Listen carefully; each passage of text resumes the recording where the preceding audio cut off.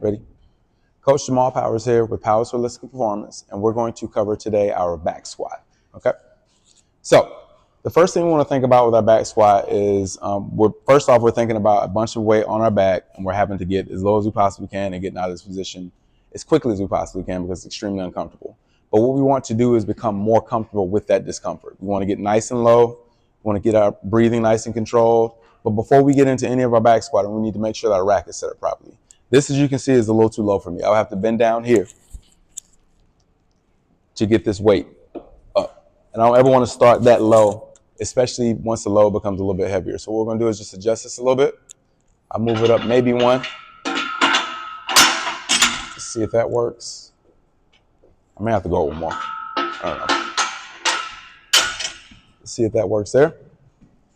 And here, yeah, my chest is already up, and I can press from this position and take 1 or 2 steps back. It just depends on what you have. I'm in a kind of tight space right here.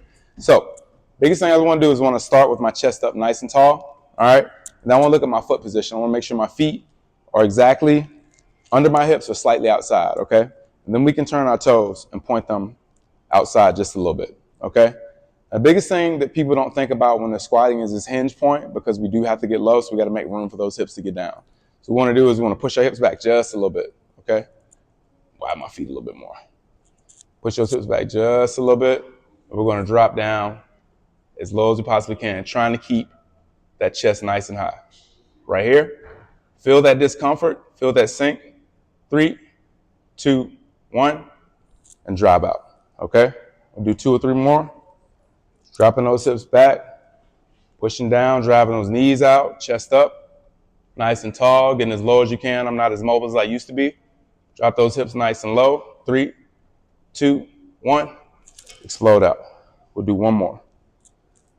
Dropping hips down. Pushing back. Knees nice and wide. Think about your foot contact as well. We got 3 points we want down here. Pinky toe, big toe, and heels. Driving those hips down. Chest up. Exploding out. Okay?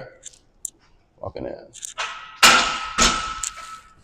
That's a back squat.